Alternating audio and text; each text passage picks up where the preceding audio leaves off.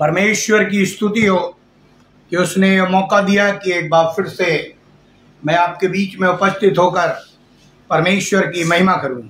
आइए हम प्रार्थना करें।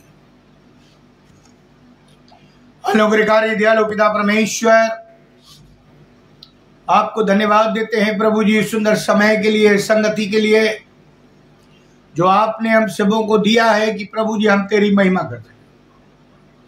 धन्यवाद देते हैं कि आपने अभी भी जीवितों की जमीन पर हमको रखा कि हम जीवित परमेश्वर की दुहाई दे। धन्यवाद देते हैं प्रभु जी आज के दिन के लिए और इस ऑनलाइन सर्विस के लिए। तेरे दास अनुपम डेविड, उनके परिवार के लिए, हमारे परिवार के लिए प्रभु जी हम सबों को आशीषित कर।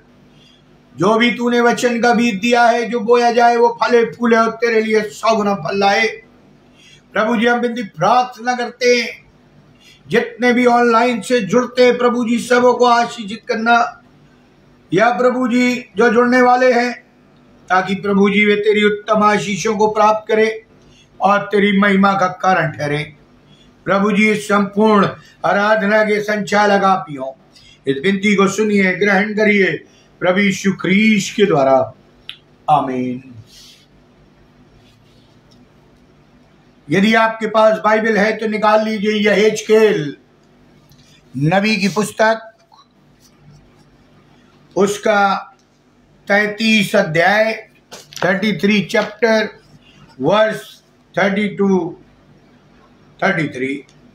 यहेजकेल 33 और उसके 30 पद से 33 पद तक वहां इस प्रकार लिखा हुआ है।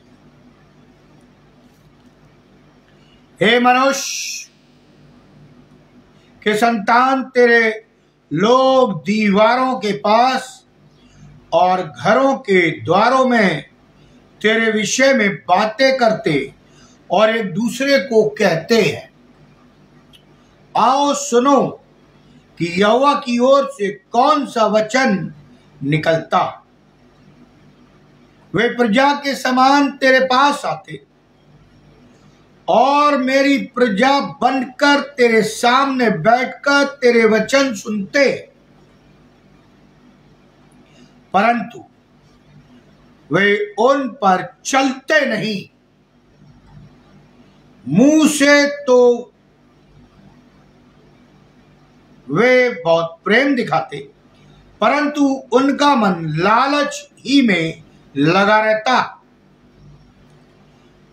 तू उनकी दृष्टि में प्रेम के मधुर गीत गाने वाला और अच्छा बजाने वाला सा ठहरा था, क्योंकि वे तेरे वचन सुनते तो हैं परंतु उन पर चलते नहीं। इसलिए जब ये बात घटेगी और वो निश्चय घटेगी, तब वे जान लेंगे कि हमारे बीच एक भविष्यवक्ता आया था। परमेश्वर अपने वचन के पढ़े और सुने जाने पर आशीष दे, आमीन। यहां पर जो मैंने टॉपिक दिया है वो है संसार, कलीसिया एवं परमेश्वर के प्रति गंभीरता। फिर सुन लीजिए आप, हर एक व्यक्ति जो अपने आप को प्रभु यीशु मसीह का विश्वासी कहता है, चेला कहता है, वो कहीं ना कहीं कलीसिया से जुड़ा होना चाहिए।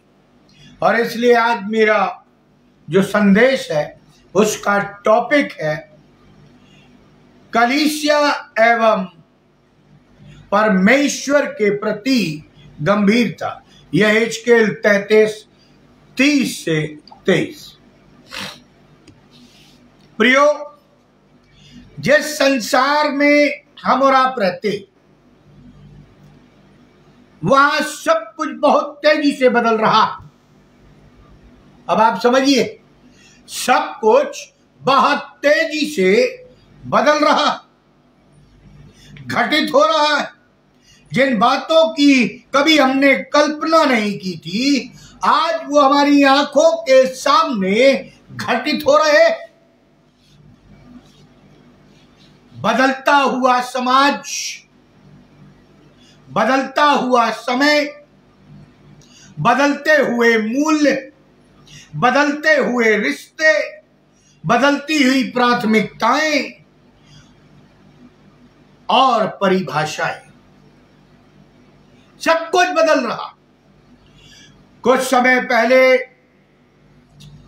यूएसए के सुप्रीम कोर्ट ने आदेश दिया कि पुरुष का पुरुष और स्त्री का स्त्री से विवाह हो सकता है, जबकि यह बाइबल संगत नहीं है। यानी बाइबल इस बात की गवाही नहीं देती, ना आज्ञा देती। आयरलैंड के एक कस्बे में तीन लोग विवाह के बंधन में जुड़े। ये न्याय संगत नहीं है, ये परमेश्वर की आज्ञा नहीं। उनका कहना था कि जब दो जुड़ सकते हैं तो तीन और चार क्यों नहीं? जब दो का विवाह हो सकता है तो तीन और चार का क्यों नहीं एक साथ? कई पश्चिमी देशों में हाई स्कूल में पढ़ने वाले बच्चे आजकल सर्जरी कराने लगे। आज मेरा संदेश बहुत ध्यान से सुनिए। जो लड़के हैं वे लड़कियां बनना चाहते हैं और जो लड़कियां हैं वे लड़के बनना चाहती हैं। यह भी बाइबल संगत नहीं है। सवाल उठता है कि परमेश्वर ने मुझे बॉय या आदमी बनाया, लड़का या आदमी बनाया, और जिनको स्त्री बनाया, तो क्या परमेश्वर ने गलती कर दी? या परमेश्वर भूल गया था? ऐसी बात नहीं। उनके माता पिता यानी बच्चों के माता पिता इस बात पर भी आपत्ति नहीं कर सकते, क्योंकि उनको सुप्रीम कोर्ट का संरक्षण मिला हुआ। ऐसे वीडियो सामने आ रहे जिन्हें देखकर कलेजा कांप जाता। आतंकवादी संगठनों के द्वारा जो भी किया जा रहा है, उनके वीडियो दुनिया के कोने कोने में भेजे जा रहे, जिससे आतंक बढ़े, आतंक का माहौल पैदा हो सके। जवानों और बच्चों का चाकू से गला काटते हुए दिखाया जा रहा, जैसे किसी जानवर को हलाल किया जा रहा, जबकि बाइबल कहती है हत्या न करना। प्रियो, मैं जो कहना चाह रहा हूं, आज हमारे मापदंड, हमारी प्राथमिकताएं, हमारे संबंध सब कुछ बदल रहे। भारत में ही नहीं किंतु संसार के अनेक देशों में ऐसे शासक आ रहे हैं जो मसीहों को समाप्त करने का दावा करते, मसीहों को इस धरती से मिटा देने का दावा करते, उन्हें मारने और पीटने की बात करते हैं, आपत्तिजनक तत्व सड़कों पर उपद्रव कर रहे हैं, तथा उन पर कोई भी कार्रवाई नहीं हो रही। कलीसियाई स्तर पर हम देखें तो ये शैतान का प्रयास, हमारे आपके विश्वास को हिलाने का प्रयास, हमें और आपको मसीहत से दूर ले जाने का, डराने का प्रयास, मसीहत को कमजोर करने के लिए परमेश्वर का सहारा नहीं बल्कि शैतानी कार्यों का सहारा लिया जा रहा। परमेश्वर ने आधार के रूप में जो वचन दिया उसे तोड़ने का प्रयास। इसके साथ ही कलीसिया के भीतर से भी शैतान का हमला जारी है। हम केवल बाहरी ताकतों की बात मैं नहीं कर रहा हूं, मैं कलीसिया के अंदर रह करके जो लोग मेंबरान है उनकी बात कर रहा हूं। वो भी कलीसिया को तोड़ने में, उसके पवित्रता के स्तर को गिराने में आगे, चाहे वो हमारे धर्म के लीडर हो या कमेटियों के सदस्य हो या संचालक हो, कोई भी हो, कलीसियाओं को तोड़ने के द्वारा मसीहों को बर्बाद करने और परिवारों का विनाश करने के लिए ये षड्यंत्र शैतान के द्वारा रचा गया है। हम पाते हैं कि झूठे शिक्षक कलीसियाओं को तोड़ रहे, झूठे शिक्षक, इन्हें हम अपनी कलीसिया और हमारे आसपास के क्षेत्रों में देख सकते हैं। बाइबल में लिखा है, अपना क्रूस उठा और चल। मसीह जीवन कोई लग्जरी जीवन नहीं, यह क्रूस उठाने का जीवन है। प्रभु यीशु मसीह की वेदनाओं को अपने अंदर फील करने का जीवन है। प्रभु यीशु मसीह की शिक्षाओं पर चलने का जीवन है, जिसमें कांटे ही कांटे हैं लेकिन अंत में अनंत जीवन। मैं यह नहीं कह रहा कि परमेश्वर ने आपको आशीष दी है तो आप उसको ना भोगे। मेरा कहने का प्रयास है कि पिछले कई दिनों में कई कलीसिया भवनों को तोड़ दिया गया, कई लोगों की हत्याएं कर दी गई, कईयों को जेल खाने में डाल दिया गया, और इन घटनाओं के लिए जांच टीमें भी बना दी गई, परंतु कोई निष्कर्ष नहीं निकला। जिन लोगों ने चर्च भवनों को तोड़ा वे आज खुलेआम घूम रहे हैं, डंके की चोट पर बयान दे रहे हैं। और दूसरी ओर कलीसिया के भीतर, चर्च के भीतर देखें तो अगुओं का पतन हो रहा है, आत्मिक पतन। कई अगुए अपनी गवाही में लोगों को डराते, कई अगुए प्रचार में लोगों को डराते, जबकि उनके विश्वास को बढ़ाना चाहिए, उनके कॉन्फिडेंस को बढ़ाना चाहिए और उनके साथ बैठकर प्रार्थना करनी चाहिए। गलत शिक्षाएं प्रियो, आज अगुओं का पतन हो रहा है। देखिए हमारे चारों तरफ हमारी कलीसियाएं खाली पड़ी हैं, बेंचेस खाली पड़े हैं, लोग चर्च जाना नहीं चाहते, लोगों की संख्या घट रही है। विदेशों में तो चर्चों में ताले लग गए।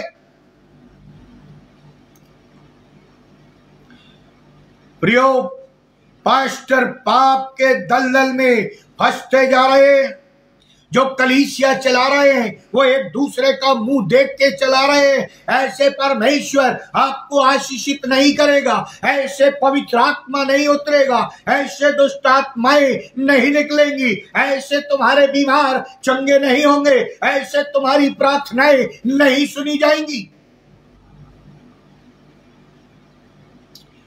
आज कलीसियाओं के अगुओं का पतन हो रहा है। अनैतिकता के दायरे में वो पादभान लोग और कलीसिया के लीडर या कमेटियों के सदस्य इसमें आ चुके हैं। परमेश्वर के द्वारा स्थापित सीमाओं को कलीसिया एवं संस्था के अगुए तोड़ते जा रहे हैं। ये कड़वा सच है। कई पादभान बोलने से डरते हैं, कई पादभान, कई लोग कलीसिया के पादभान को टोकते नहीं है। यदि वो गलत कर रहा है, बाइबल में लिखा तेरी हाँ की हाँ और ना की ना, और यदि तू उन्हें चिताता नहीं है तो तू भी उनके साथ सम्मिलित है।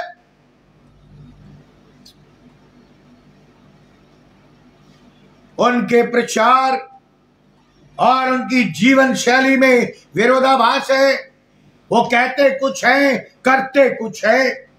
उनकी कथनी और करनी में अंतर है। इसलिए मैंने आज का जो विषय लिया है, कलीसिया एवं परमेश्वर के प्रति गंभीरता। आज हर एक कलीसिया के सदस्य को, बॉर्न अगेन मेंबर को, या विश्वासी को, या जो अपने आप को मसीह कहता है या प्रभु यीशु मसीह का चेला कहता है, उससे गंभीर हो जाना चाहिए कलीसिया और जीवित परमेश्वर के प्रति। कलीसियाओं के बच्चों और जवानों को कलीसिया के ही परिवारों और विश्वासियों से ठोकर लगती है। यह भी एक कड़वा सच। कलीसिया के बच्चों और कलीसिया के परिवार के लोगों से, उनके बच्चों के लोगों से ही उनको ठोकर लग रही। क्या किया जाए जब ऐसी परिस्थिति हो जाती है, परिस्थिति में हम फंस जाते हैं? हमारा क्या उत्तरदायित्व होना चाहिए जो हम अपने आप को मसीही अगुआ या लीडर कहते हैं, या मसीही चेला कहते हैं, या प्रभु के सेवक कहते हैं? कैसे इन कमियों को दूर किया जाए? कैसे एक बेदाग, झुर्री रहित, निष्कलंक कलीसिया जो प्रभु यीशु मसीह की दुल्हन है, उसे तैयार किया जाए? क्या आज के पास बाल लोग इस पर गौर कर रहे हैं या अपनी जेबें भर रहे हैं, केवल अपना टाइम पास कर रहे हैं? समय बहुत कम है, निकट है, प्रभु आने वाला है। प्रियो, हमें निष्कलंक कलीसिया तैयार करनी है। प्रभु यीशु मसीह की जो दुल्हन कलीसिया है, उसे पवित्र रखना है। ऐसी कलीसिया जो जीवित हो, जो आत्माओं को बचाने में लगी हो, जो प्रभु यीशु मसीह के पुनरुत्थान की गवाही देती हो, जो प्रभु यीशु मसीह के अंतिम आदेशों का पालन पूरा करने के लिए सब कुछ करने को तैयार हो और परमेश्वर के वचन की कसौटी पर खरी उतरे। क्या कर रहे हैं हम? ऐसी कलीसिया को बनाने के लिए केवल चंदा दे देना, प्लग दे देना, कलीसिया के मेंबर हो जाना काफी नहीं है। हमें अपनी कलीसिया को पवित्र बनाना है। कैसे बनेगी? पहले हम खुद पवित्र हो, फिर अपने परिवार को पवित्र करें, क्योंकि कलीसिया जो है परिवार, विश्वासी परिवारों का समूह है। और जब परिवार पवित्र होगा तभी तो कलीसिया पवित्र होगी। आज परिवारों में व्यभिचार है, आज परिवारों में मनमुटाव है, आज परिवारों में पाप घुसा हुआ है, आज अनैतिकता फैली हुई है, तो कलीसिया कैसे पवित्र हो सकती है? यानी जो पासबान प्रचार कर रहे हैं वे झूठ बोल रहे हैं। ना तो खुद पवित्र है और ना किसी को पवित्र होने का प्रचार करते।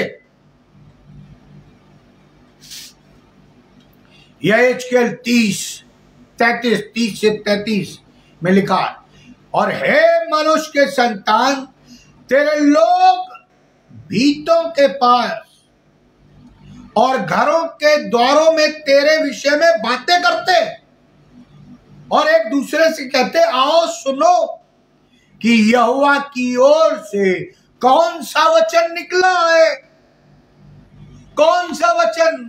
आज लोग कलीसिया के लोगों को डरा रहे हैं कि मैंने दर्शन देखा, प्रभु मुझे दर्शन दिखाया, ऐसा ऐसा होने वाला है। अरे जिसके प्रति घटित हो रहा है उसको तो प्रभु ने दिखाया नहीं। हम कैसे मान ले? क्या परमेश्वर केवल आपसे ही बात करेगा? हमसे नहीं कर सकता। परमेश्वर ने तो कहा है, मांगो, विश्वास से मांगो तो तुम्हारा पिता तुम्हें देगा। फिर कहता, आओ सुनो कि यहोवा की ओर से कौन सा वचन निकला। वे प्रजा की नाई तेरे पास आते और तेरी प्रजा बनकर तेरे सामने बैठकर तेरे वचन सुनते। मैं कलीसिया की बात कर रहा हूं, चर्च की बात, परंतु वे इस पर चलते नहीं। मेरी बाइबल में तो ऐसे लिखा, पढ़िए अपनी बाइबल में। आज हम बचपन से कलीसिया में जा रहे हैं, संडे स्कूल अटेंड किया, यूथ में गए, वहां भी बाइबल की शिक्षाएं मिली, और अब जब हम कलीसिया में हैं तो हम वचन तो सुनते हैं, लेकिन बाइबल कहती है परंतु वे उन पर नहीं चलते। मुंह से तो वे बहुत प्रेम दिखाते हैं, परंतु उनका मन लालच ही में लगा रहता है। ये मैं नहीं कह रहा, ये वचन कह रहा है। यह एजकेल भविष्यवक्ता लिख रहा है इस पुस्तक में। हम अपने आप को जांच लें, जितने भी कलीसिया चला रहे, जितने भी झुंडों की सेवा कर रहे,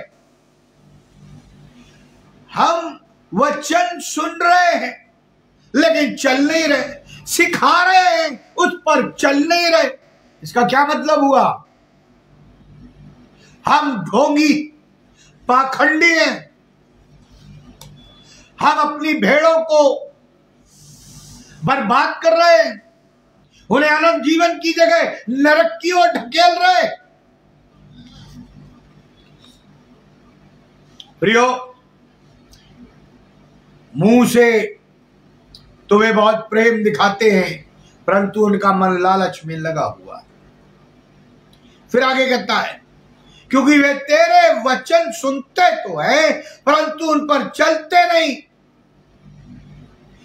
सो जब ये बात घटेगी और निश्चय घटेगी, तब वे जान लेंगे कि हमारे बीच में एक भविष्यवक्ता आया था, हमारे बीच में एक प्रभु का दास आया था, जिसने कहा था, कोई भी प्रभु का दास आप बाइबल में पढ़ लीजिए, उसने पैसे नहीं मांगे। पढ़िए, नहीं मांगे, सब कुछ साझे का था, दिल से करते थे।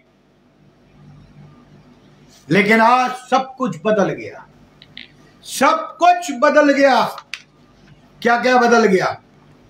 समाज बदल गया है, समय बदल गया है, मूल्य बदल गए हैं, प्राथमिकताएं बदल गई हैं, संबंध बदल गए हैं, कलीसिया भी बदल गई है, क्योंकि कलीसिया पवित्र नहीं, यानी कलीसिया के लोग बदल गए, और कईयों ने तो अपने परमेश्वर ही बदल लिए, अविश्वासी हो गए।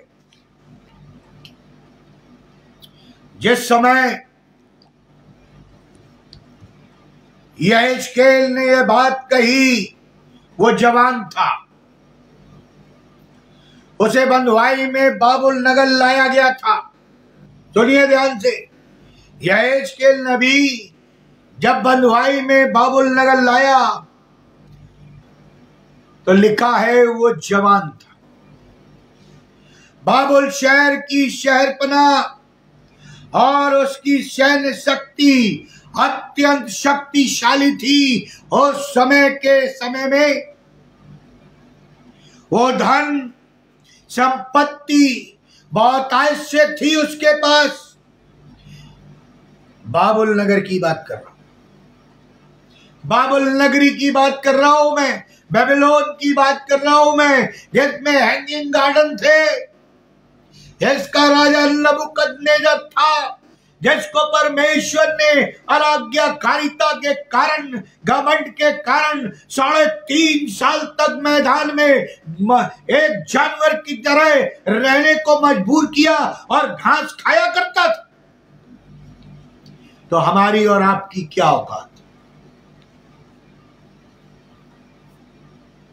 लिखा है, ये शहर, बाबुल नगर की बात कर रहा हूं, संसार के सबसे शक्तिशाली साम्राज्य की राजधानी थी। उस स्थान पर यहेजकेल प्रचार करता, जवान है लेकिन निडर है। लिखा ना बाइबल में, डरपोक स्वर्ग के राज में नहीं जाएंगे। जवान है लेकिन परमेश्वर से जुड़ा हुआ है, कनेक्टेड है, परमेश्वर अपना संदेश उसे दे रहा है कि जा प्रचार कर, भविष्यवाणी कर।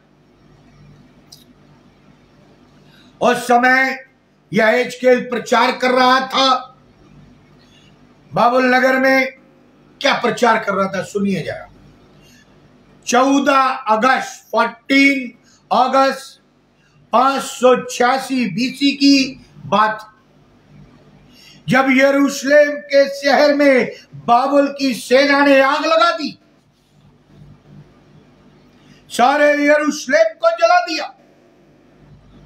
और उसके ठीक 5 महीने बाद 8 जनवरी 585 बीसी को बाबुल की सेना ने यरूशलेम के मंदिर को तोड़ दिया। है ना भयंकर बात। एक तो यरूशलेम शहर में आग लगा दी और दूसरा 5 महीने बाद मंदिर को भी तोड़ दिया।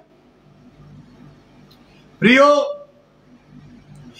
जहां पर पवित्रता नहीं है, सुन लीजिए, उस जगह आपकी आराधना करना बेकार, क्योंकि लिखा है उजियाले का अंधियारे से क्या लगा।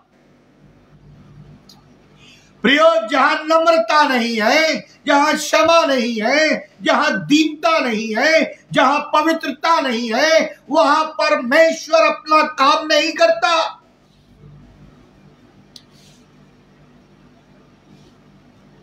व्यवस्था विवरण उसका 18 अध्याय 20 से 22 पद में आपके लिए पढ़ूंगा। सुनिए बहुत ध्यान से।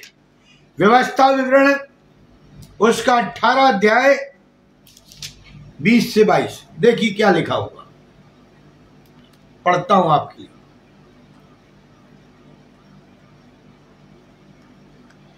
परंतु जो नबी अभिमान करके मेरे नाम से कोई ऐसा वचन कहे जिसको आज्ञा मैंने उसे न दी हो, या पराये देवताओं के नाम से कुछ कहे, वो नबी मार डाला जाए।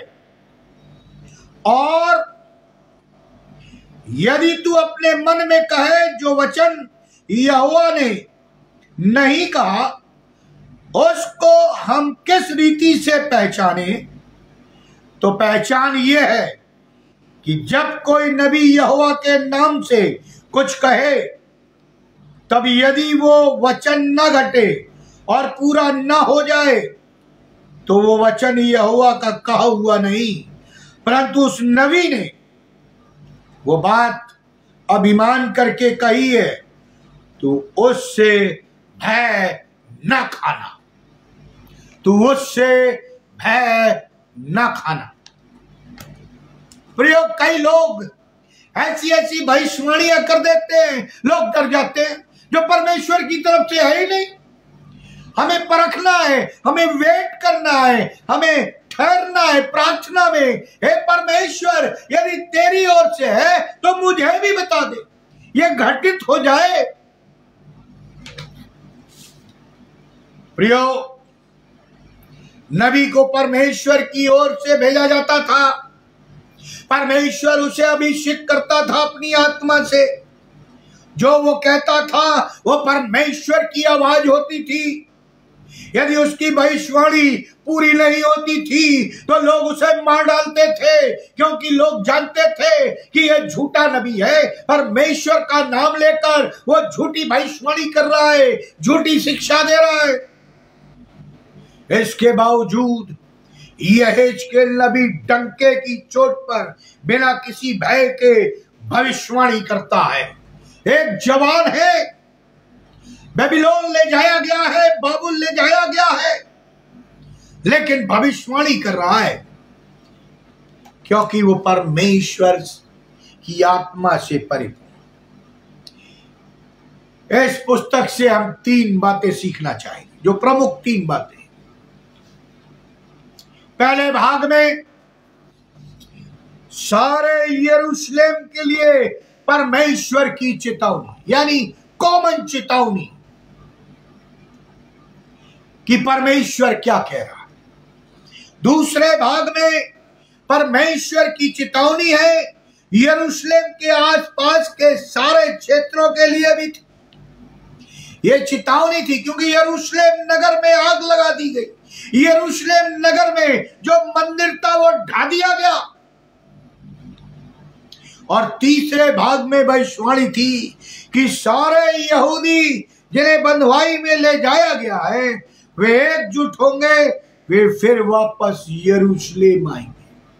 अब मैं फिर आपको याद दिला रहा हूं कि परमेश्वर ने अपनी तैयारी कर ली है। आज जो यरूशलेम में या इस्राएलियों में घटित हो रहा है वो इस बाइबल में लिखा हुआ है, उसे कोई नहीं टाल सकता। एकजुट होंगे। आज इस्राएली एकजुट।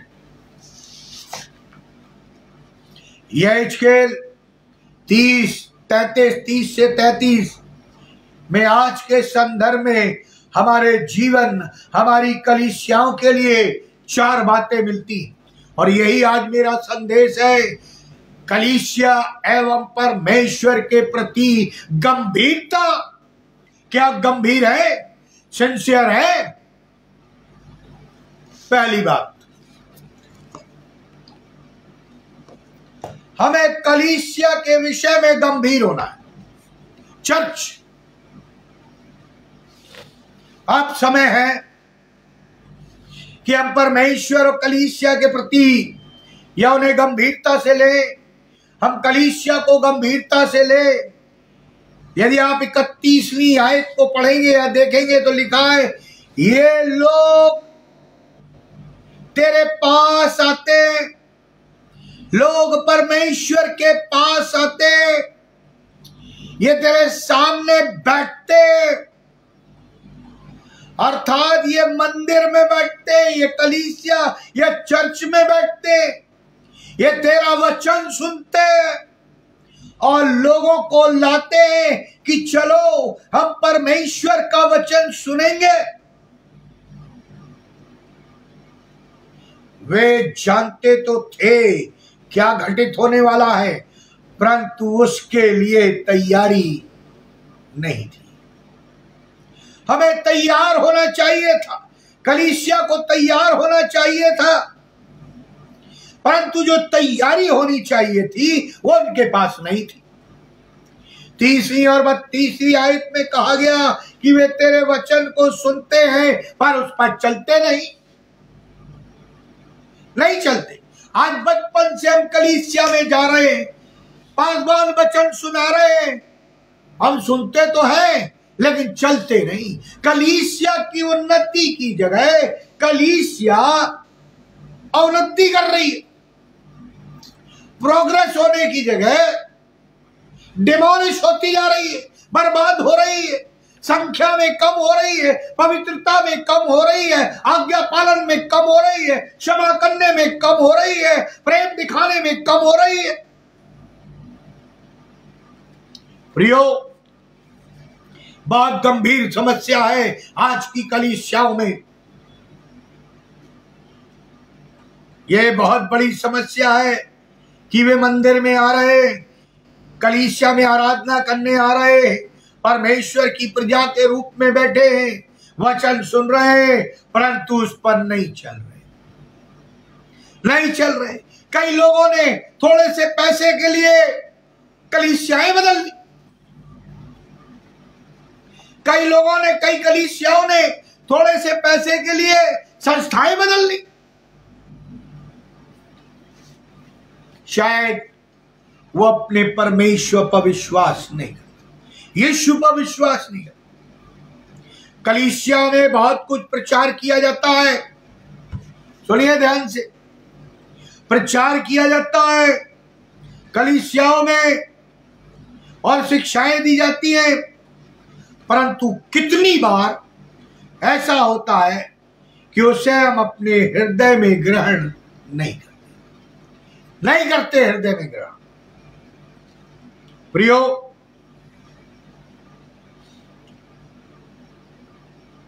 हम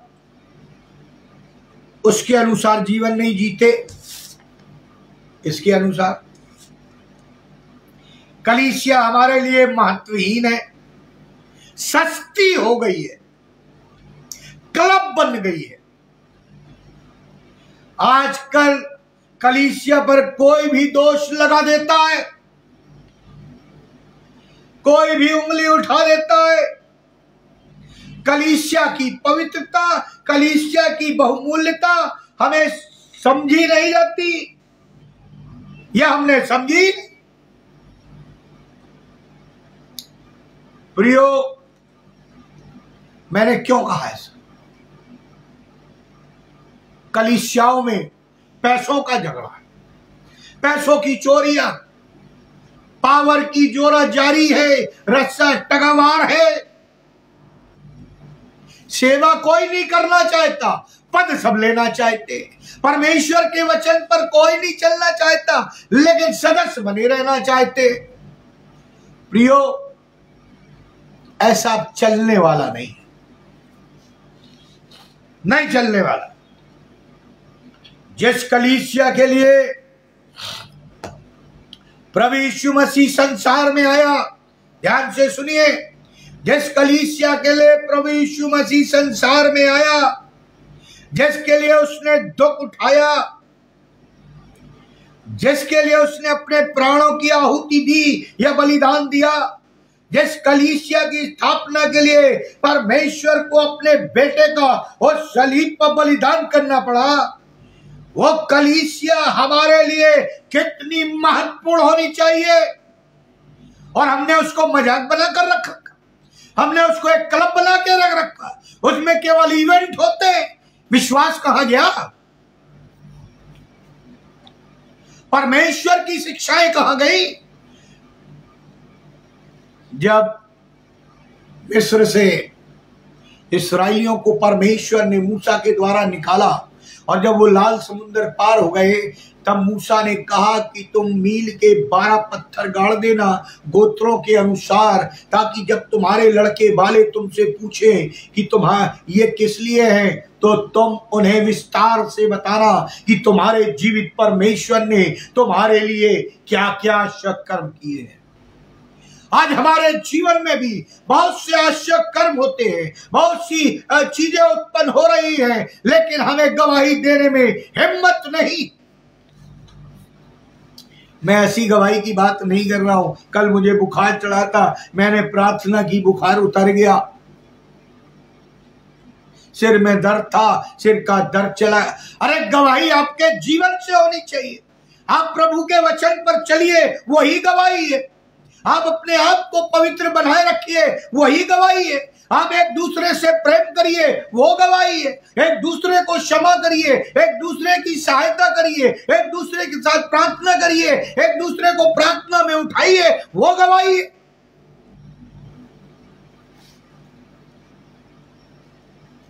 प्रियो,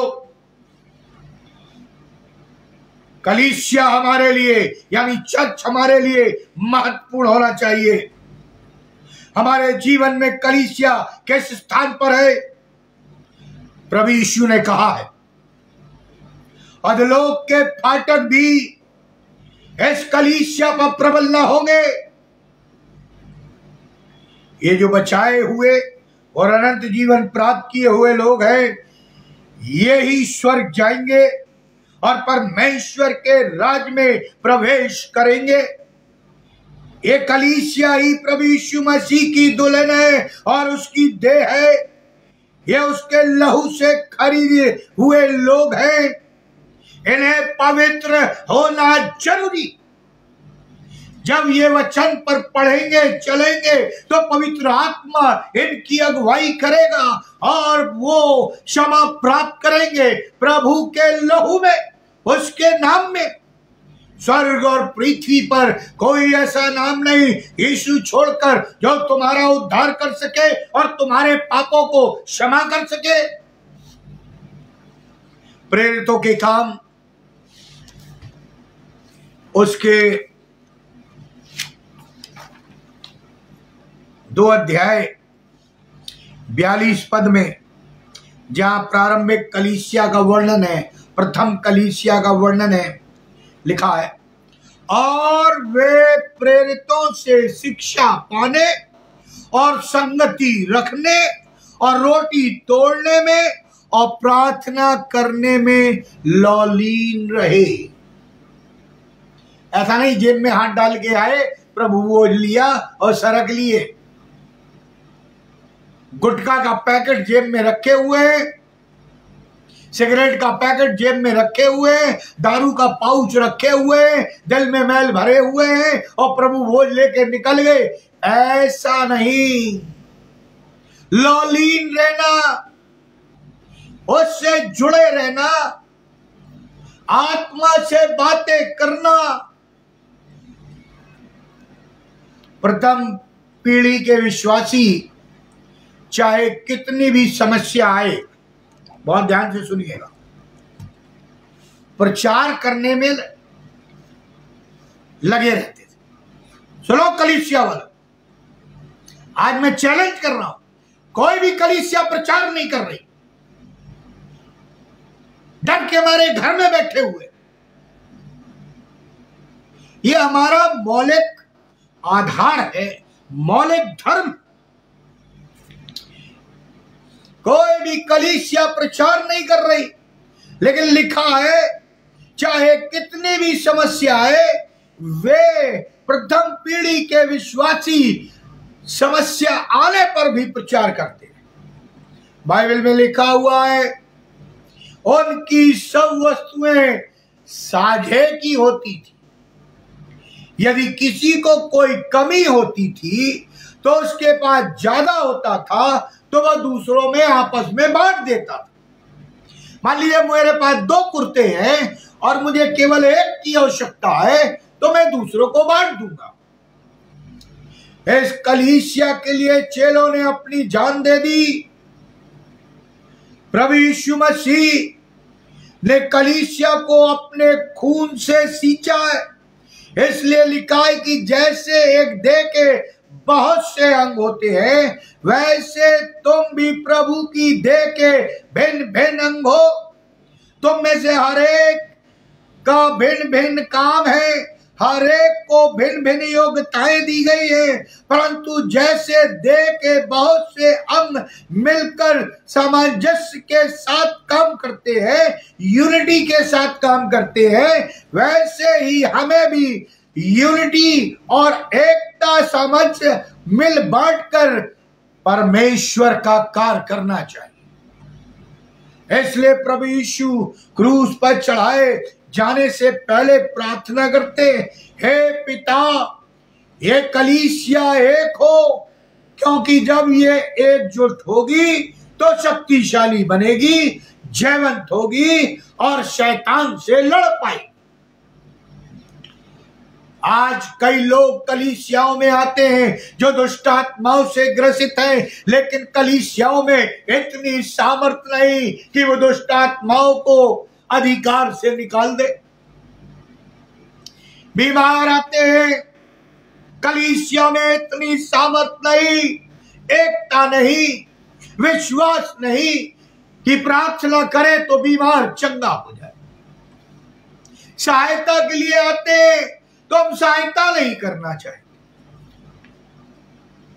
प्रियो, वास्तव में होता है कि किसी बात पर थोड़ी सी असंतुष्टि हो जाए तो हम कलीसिया ही छोड़कर चले जाते। फलाने ने हमारी नहीं सुनी, अगुओं ने हमारी नहीं सुनी, उन्हें कोर्ट कचहरी में खड़ा कर देते हैं। हम प्रभु की देह को तोड़ रहे। यदि हम ऐसा काम करते हैं, उसके विरुद्ध लात उठा रहे हैं और सोचते हैं कि हम बच जाएंगे।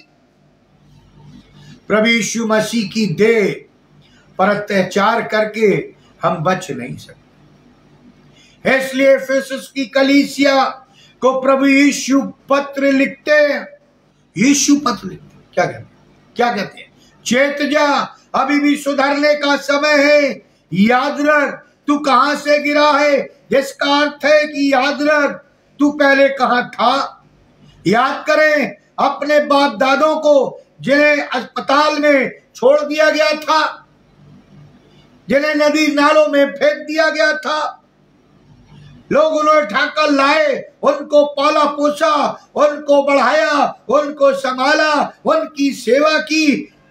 परंतु प्रभु यीशु मसीह कहते हैं, तूने अपना पहला सा प्रेम छोड़ दिया। इसलिए मैं कहता हूं, चेत जा, मन फिरा, नहीं तो मैं तेरे दीवट को उस स्थान से हटा दूंगा। क्या हम कलीसिया के प्रति गंभीर है? हम अपनी कलीसिया की बात करें, आप अपनी कलीसिया की बात करें। दूसरी बात, समय तेजी से भाग रहा है, 3 ही चीज बताऊंगा, 3 या 4। हमें परमेश्वर के वचन के प्रति गंभीर होना। एक तो कलीसिया और वचन सुन लीजिए। परमेश्वर के जीवित वचन के द्वारा क्या हमारे जीवनों में कोई परिवर्तन आया? हम कहते हैं हम रोज बाइबल पढ़ते हैं, हमने 50 बार बाइबल पढ़ ली है, लेकिन कोई परिवर्तन आया? हम वचन सुनने चर्च जाते हैं, कोई परिवर्तन आया? क्या वो परिवर्तन दूसरों को दिखाई देता है? हम अपने जीवन की गवाही देने से घबराते हैं, क्योंकि वास्तव में हम कहते कुछ और हैं और लोग हमारे जीवन में देखते कुछ और हैं। यानी हम दोहरा जीवन जी रहे, दो चित्ते का जीवन जी रहे। क्या हम एक बेहतर पति, क्या एक बेहतर पिता, क्या हम एक बेहतर सेवक या सेविका है? क्या हमारा हृदय क्षमा करने वाला हृदय?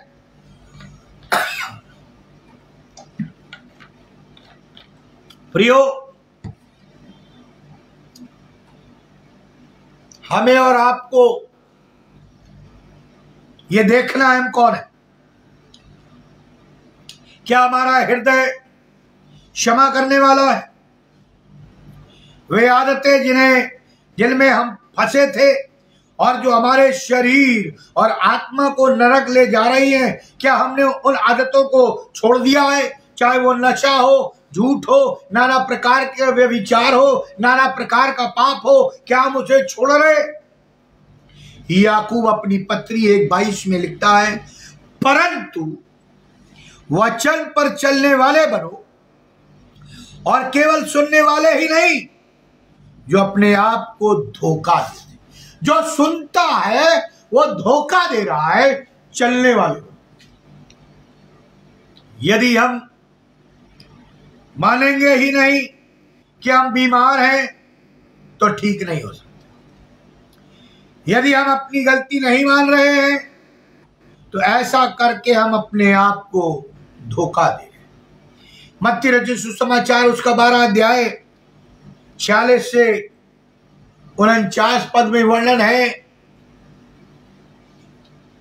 कि प्रभु यीशु मसीह प्रचार कर रहे हैं और एक बड़ी भीड़ बाहर खड़ी। तब एक व्यक्ति आकर प्रभु यीशु मसीह से कहता है कि तेरी माता और तेरे भाई बाहर खड़े हैं और तुझसे मिलना चाहते हैं। प्रभु यीशु मसीह कहते हैं, मेरी माता और कौन है मेरे भाई? तब यीशु ने अपने चेलों की ओर उंगली उठाते हुए ये कहा, देखो मेरी माता और मेरे भाई, क्योंकि जो मेरे पिता की आज्ञा को मानते हैं, पिता की आज्ञा, वही मेरी माता और मेरे भाई हैं, वही मेरे परिवार के लोग हैं, वही मेरी कलीसिया है। अब आपसे सवाल करता हूं, आप किसको मानते? किसकी आज्ञा मानते? किसकी आज्ञा पर चल रहे? कुछ उदाहरण बाइबल से देता। इब्राहिम को जब परमेश्वर ने बुलाया तो उसने अपना घर, अपने लोगों को जो प्रिय थे छोड़ दिया। वो एक ऐसे देश में चला गया या जाना पड़ा जिसे वो जानता ही नहीं था, और उसने परमेश्वर से पूछा भी नहीं कि तू मुझे कहां ले जा रहा है। नहीं पूछा। मूसा मिस्र की ओर अकेला चला गया ताकि इस्राएलियों को बंधुआई से छुड़ा लाए। वो राजा के सामने जाकर कहता है, मेरे लोगों को जाने दे। तब वह स्वतंत्रता संग्राम में लाखों लोगों की अगुवाई करता है और उन्हें बंधुआई से निकालकर उस वाचा और प्रतिज्ञा के देश में पहुंचाता है।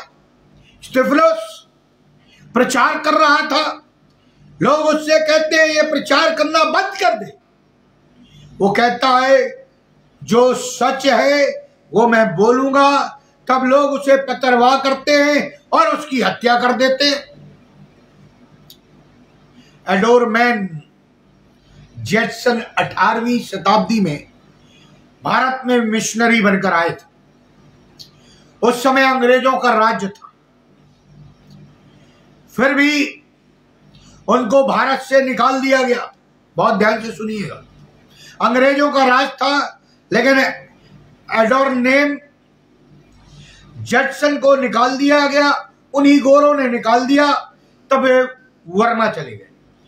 जब बर्मा चले गए और वहां जाकर वो प्रचार उन्होंने प्रारंभ किया, वहां उन्हें जेल में डाल दिया गया और 6 वर्ष बाद बड़ी मुश्किल से उन्हें जेल से बाहर निकाला गया। लेकिन कुछ समय बाद उन्हें मृत्यु दंड दे दिया गया। तब उनकी पत्नी ने दया याचिका की, जो स्वीकार कर ली गई। इसके बाद 6 साल तक प्रचार करने के बाद पहला व्यक्ति सामने आया जिसने प्रभु को ग्रहण किया। 62 वर्ष की उम्र में 12 अप्रैल 1850 को एडोरनेम जेटसन की मृत्यु हो गई, परंतु उसकी मृत्यु से पहले बर्मा में 2,10,000 लोग प्रभु को ग्रहण कर चुके। जब हम परमेश्वर के कार्य को करने के लिए तैयार हैं, तब वो हमारे जीवनों में काम करता है। केवल 10 मिनट ताली बजा लेने से, कुछ चंद टुकड़े चंदे में डाल देने से, कुछ समय वहां बैठ जाने से और वचन सुन लेने से हमारा उद्धार नहीं होता और ना प्रभु काम करता। तीसरी बात, हमारी प्राथमिकता क्या? यह लिखता है, तू उसके सामने मधुर गीत गाने वाला और अच्छा बजाने वाला ठहरा। कलीसिया लोगों के लिए मानो मनोरंजन का साधन हो गई हो। बहुत ध्यान से सुनिए, कड़वा सच। मनोरंजन का साधन, जैसे कोई मधुर गीत गा रहा है और उनका मनोरंजन कर रहा है, इसलिए वे बैठे हैं। इतनी विषम परिस्थितियों में यह हिजकेल भविष्यवाणी करता कहता है, ये जो सुन रहे हैं इन्हीं से तो आशा है, इसमें से कोई भी धीरज से सुनेगा, किसी ना किसी की तो आंख खुलेगी। कई बार गैर मसीही लोग इस बात को लेकर आलोचना करते हैं कि मसीही लोग कलीसिया से तभी जुड़ते हैं जब उनका कोई व्यक्तिगत स्वार्थ होता।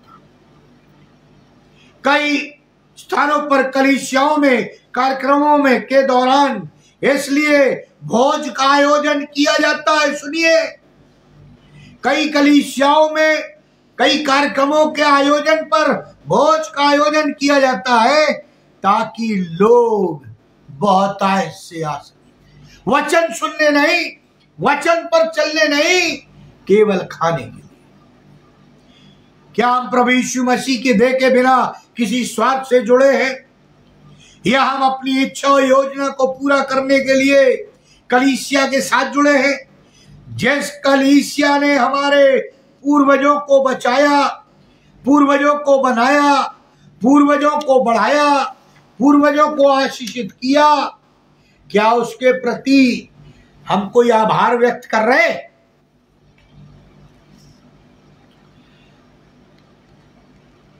मेरे एक दोस्त, वो सोशल वर्कर थे और वो एक भूकंप क्षेत्र में गए। वहां उन्होंने एक आराधना में भाग लिया। लौट कर आने पर उन्होंने कहा, मैंने जो देखा उस पर विश्वास नहीं कर पाया। सभी गांव भूकंप में बर्बाद हो चुके थे। वहां भी एक घर नहीं बचा था। बहुत से बच्चे मर गए थे, कईयों की पत्नियां मर गई थी, कईयों के पति मर गए थे, कितनों के माँ बाप मर गए थे। पर उस रविवार की आराधना में उनका उत्साह देखने के लायक था। वे ऐसे गीत गा रहे थे मानो वे जीत गए हो, जैसे उनको नोबेल पुरस्कार मिल गया हो। वे ऐसे गीत गा रहे थे जैसे वे स्वर्ग में पहुंच गए हो। उनके गीतों, प्रार्थना और उत्साह में के उदाहरण ने मेरे दिल को झकझोर कर रख दिया। ऐसी होती है सच्ची आराधना और सच्ची कलीसिया। चाहे धरती फट जाए, भूकंप आ जाए, आग लग जाए, शरीर बर्बाद हो जाए, लेकिन जब तक प्राण है हम प्रचार करें, प्रभु का नाम फैलाएं। कई पासवान तो अपने अलावा कलीसिया में किसी को समय ही नहीं देते। वे सोचते हैं केवल वे ही हैं, बाकी तो सब बेकार हैं। जबकि परमेश्वर ने कलीसिया में कई लोगों को अपने दानों वरदानों से विभूषित कर रखा है। और अंतिम बात कहकर मैं बंद करना चाहूंगा। चौथी बात, हमें अपनी मृत्यु के विषय में गंभीर होना चाहिए। प्रभु वाटिका में बनी अगली कब्र में कौन जाएगा? उस अगले ताबूत में किसे रखा जाएगा?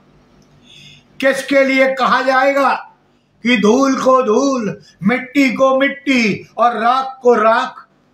जो घटित होना है वो होकर रहेगा, परंतु हम ऐसे जीते हैं जैसे कुछ नहीं होगा। हमें समझना है कि समय बहुत तेजी से बीत रहा है। कैसे हमारे प्रिय लोग गुजर जाते हैं, पता ही नहीं चलता। साल पे साल निकल जाते, प्रिय लोग हमें छोड़कर चले जाते। हमारा समय भी एक दिन आएगा। लूका 9:25 कहता है, मैं पढ़ना चाहूंगा। यदि मनुष्य सारे जगत को प्राप्त कर ले और अपना प्राण खो दे या उसकी हानि उठाए तो उसे क्या लाभ? एक बार मैं एक कन्वेंशन में प्रचार कर रहा था और मेरे प्रचार का विषय था प्रेम, विश्वास और आशा। इन तीनों में सबसे बड़ा प्रेम है, लेकिन मैं आशा के ऊपर ज्यादा जोर दे रहा था। उस प्रचार के दौरान कई बातों आई और चली गई, लेकिन वहां एक व्यक्ति था जो ऐसी बीमारी से पीड़ित था, मसीह था, लेकिन उसने अपने विश्वास को नहीं छोड़ा। वो पीड़ा, वो दर्द प्रभु यीशु मसीह के प्रेम से उसे अलग नहीं कर पाई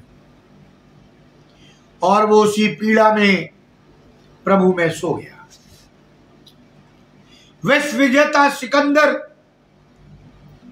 मरने से पहले अपने अधिकारियों को बोल दिया था कि जब मेरा जनाजा निकले तो मेरे दोनों खाली हाथ कफन के बाहर रखना, ताकि लोग जान सके कि आधी से ज्यादा दुनिया में विजय पताका फिराने वाला, दुनिया का बेताज बादशाह, जिसके पास नाम था या नाम है, पद है, इज्जत है, मर्यादा है, मान है, सम्मान है, सब कुछ था, पर इस दुनिया से खाली हाथ जा रहा। खाली। क्या आज ऐसी हालत हमारी तो नहीं है? हमारे पास प्रभु यीशु मसीह है, परमेश्वर है, पवित्र आत्मा है, कलीसिया है, बाइबल है, सब कुछ है, लेकिन फिर भी हम नरक की ओर जा रहे हैं। कंक्लूजन में कहना चाहूंगा, हमें परमेश्वर, कलीसिया, वचन, अपनी प्राथमिकताओं और अपनी मृत्यु के प्रति गंभीर होना बहुत जरूरी है, क्योंकि हम अंत के समय में चल रहे हैं। समय आ चुका है। अगर अब हम चूक गए तो हमारी आत्मा का विनाश, अनंत मृत्यु है और नरक की आग सुनिश्चित। हमें अपनी कलीसिया को मजबूत बनाना है। जो लोग परमेश्वर से दूर चले गए उन्हें वापस लाना है। यह परमेश्वर की इच्छा है और योजना है। कई लोग जो कलीसिया में आना चाहते हैं उन्हें मना कर देते। आप कौन होते? अरे परमेश्वर उन्हें भेज रहा है। बाइबल में भी लिखा है कि उन्हें आने दो, मना ना करो। प्रियो, ये परमेश्वर की इच्छा और योजना है। परमेश्वर हमारे पिता पर हमारी दया करे।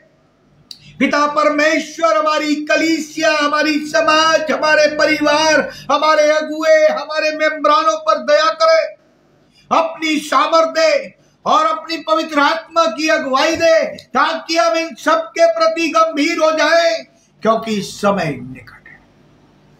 प्रियो, बड़ा दुख होता है, दर्द होता है, पीड़ा होती है जब हम मसीहों के जीवन से दूसरों को ठोकर लगती। गंभीर हो जाए, अपने आप को पवित्र करें, वचन पर चलने वाले बने, परमेश्वर से कनेक्टेड हो जाए, प्रभु यीशु मसीह के अधिकारों को अपने जीवन में उतारे, उसकी आज्ञा का पालन करे, तब हमारा स्वर्ग में जाना निश्चित होगा। और तब हम कह सकेंगे कि हम प्रभु यीशु मसीह के सच्चे आराधक, सच्चे प्रचारक, सच्चे विश्वासी और सच्चे चेले। आइए हम प्रार्थना करें। अनुग्रहकारी दयालुता परमेश्वर, हम आपको धन्यवाद देते हैं सुंदर समय के लिए, संगति के लिए जो आपने हम सबों को दी है कि प्रभु जी हम तेरी महिमा करें। हम अपने कलीसिया के प्रति गंभीर हो जाए, हम तेरे वचन के प्रति गंभीर हो जाए, हम अपने जीवन के प्रति गंभीर हो जाए, हम अपने मृत्यु के प्रति गंभीर हो जाए। ओ प्रभु जी, हम गंभीर हो जाए। ओ प्रभु जी, होने दे, हमें परख की आत्मा दे कि हम परख सके, ताकि प्रभु जी जब तू आए तो हम बादलों पर उठाए जाए। झूठे मसीही सेवक, झूठे शिक्षक, झूठे भविष्यवक्ता, झूठी बातें आज संसार में तैर रही है। हमें सबल बना कि हम परख सके, परख की आत्मा दे, ताकि प्रभु जी हम अपने आप को पवित्र कर सके और तेरे वचन पर चलने की हिम्मत दे, ताकि हम चल सके, ताकि जब तू आए तो हम बादलों पर उठाए जाए। प्रभु जी, जो ये बीज बोया गया वो भविष्य में 100 गुना फल लाए, प्रभु यीशु ख्रीस्त के द्वारा। आमीन। परमेश्वर पिता का प्रेम, प्रभु यीशु मसीह का अनुग्रह और पवित्र आत्मा की सहभागिता हम सब विश्वासियों के साथ जो ऑनलाइन है या जो बाद में जुड़ेंगे या जुड़े हुए हैं, जब तक तू दोबारा आने से ठहरता है, जीवन के अंत तक बनी रहे। आमीन। परमेश्वर आप सबों को आशीष दे और कल के आराधना के लिए आपको तैयार करें। आमीन।